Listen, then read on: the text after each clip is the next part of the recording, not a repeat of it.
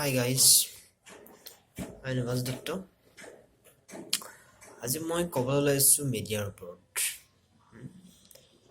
মিডিয়াই কিদৰে এখন সমাজৰ লগত জড়িত হৈ থাকে আৰু ইয়াৰ কি ভূমিকা, ডেমক্ৰেচি আমাৰ গণতন্ত্ৰৰ ওপৰত কেনেকুৱা ভূমিকা আৰু মিডিয়াক মাধ্যমক কিদৰে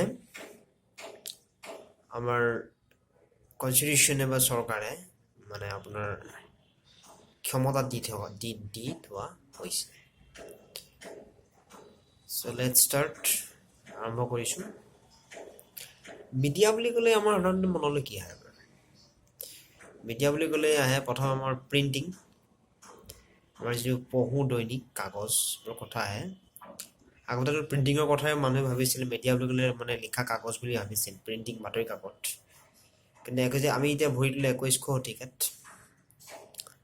21শ শতিকাত ভৰি দিয়াৰ পিছতে আহি গ'ল যে এতিয়া আমাৰ বৈদ্যুতিক মাধ্যম, ব্যক্তিগত খণ্ডৰ বৈদ্যুতিক মাধ্যমৰ কথা আমি বুজিব পাৰোঁ। এই বৈদ্যুতিক মাধ্যম কেনেকৈ, এই বৈদ্যুতিক মাধ্যমবিলাকে সমাজত কেনেকৈ প্ৰভাৱ পেলায় মই তাৰ ওপৰত ক'বলৈ আহিছোঁ। বৈদ্যুতিক মাধ্যম আমাক লাগিব। বৈদ্যুতিক মাধ্যম এইকাৰণে লাগিব যে ই আমাক সমাজত নজনা কথাবোৰ আমাৰ মাজলৈ উলিয়াই আনে। আৰু কি কৰে, বৈদ্যুতিক মাধ্যমে নজনা কথাবোৰ উলিয়াই আনে আৰু আমাক জনাত সহায় কৰে। আৰু বৈদ্যুতিক মাধ্যমৰ কাৰণে মানুহে কিছুমান কাম আজিকালি কৰিবলৈ ভয় কৰিছে, এইটো মই মানি লৈছোঁ। এইকেইটা বৈদ্যুতিক মাধ্যমৰ এডভান্টেজ।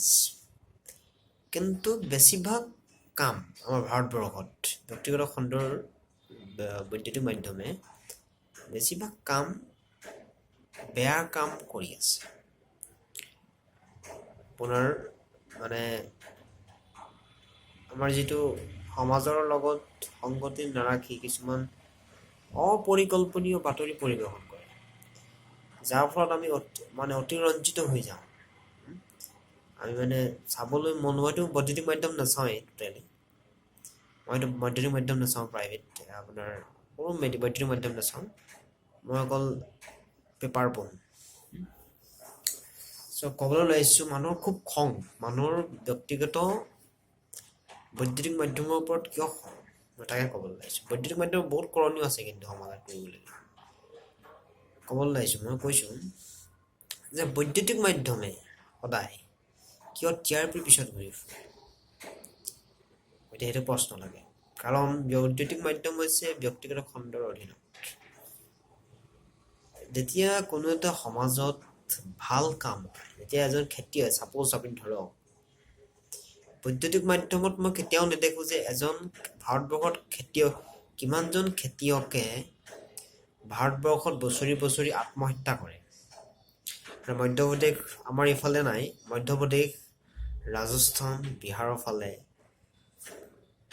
কিমানজন মানুহে আপোনাৰ জমিদাৰক পইচা দিব নোৱাৰি আত্মহত্যা কৰে। কিন্তু আজিলৈকে মই দেখাত কোনো এটা ব্যক্তিগত খণ্ডৰ মিডিয়াই আজিলৈকে এই টপিকটো চুব পৰা নাই। আমাৰ মিডিয়াৰ টপিক কি? চানি লিঅ'নি অহা বছৰ কোনখন চিনেমা বনিব, দীপিকা ৰণবীৰৰ বিয়া কেতিয়াকৈ হ'ব, আলিয়া ভাট ৰণবীৰৰ ডেট কেতিয়াকৈ হ'ব, এইবোৰ ইয়াৰ কি বুজাইছে? অতি এটা বিপদজনক কথা যে আমাৰ মিডিয়াটো কোনফালে গৈ আছে, বা যিটো মিডিয়াৰ এথিক্সটো কোনফালে গৈ আছে। আৰু মই চাওঁ মিডিয়াৰ এথিক্সটো একেবাৰেতো নায়েই। আৰু যেতিয়া এডিটিঙত যেতিয়া এটা ফুটেজ আমি দেখোঁ, সেই ফুটেজটো কি হয়, ৰাতিপুৱা বজালে আকৌ দিনত বজাব, আকৌ গধূলি একেটা বাতৰিকে কিয় পৰিৱেশন কৰি থাকে? সমাজততো ঢেৰ ভাল কাম কৰি আছে, সেইবোৰ কি নেদেখে নেকি? এটা নিউজ হ'ব নোৱাৰে, এজন অন্ধ মানুহে এটা নিউজ যদি আমি এটা ভাল দিশৰ ফালে চাওঁ, এটা অন্ধ মানুহে কেনেদৰে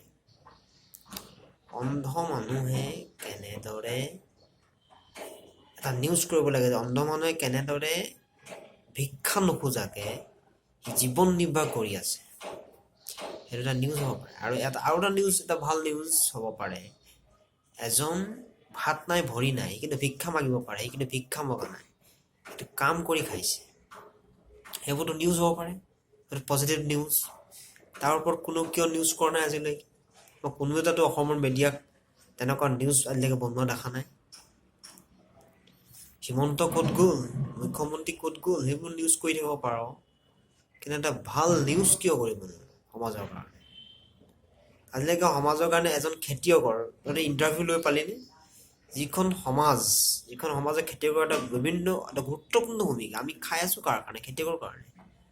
কিন্তু আজিলৈকে মই কোনো এটা চেনেলত এজন খেতিয়কক এটা ইণ্টাৰভিউ লৈ পালিনে তহঁতি? নাপালি।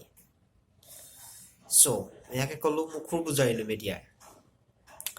আৰু এটা আমাৰ এতিয়া ট্ৰেণ্ড, অসমত ট্ৰেণ্ড, এইটো কি ফিউজ লাইফ নে কি লাইভে উলিয়াইছিলে, নাজানো নাম, whatever it may be, channel name I don't know। এইটো হৈছে যে আপোনাৰ সৰস্বতী পূজা হ'লে কিবা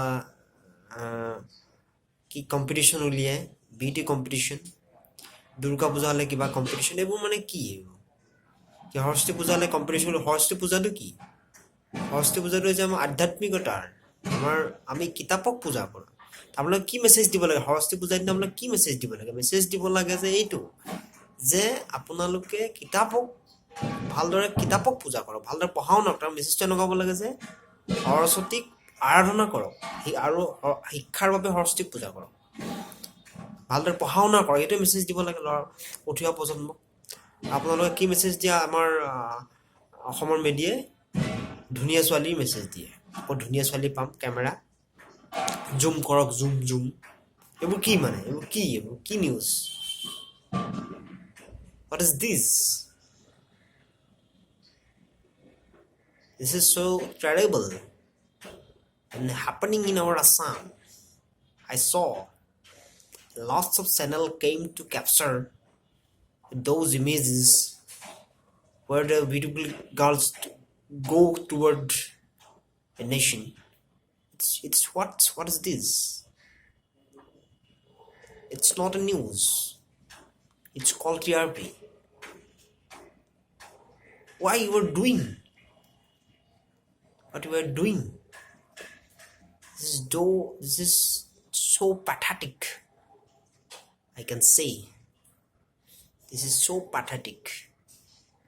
If you see what is doing BBC channel, if you see,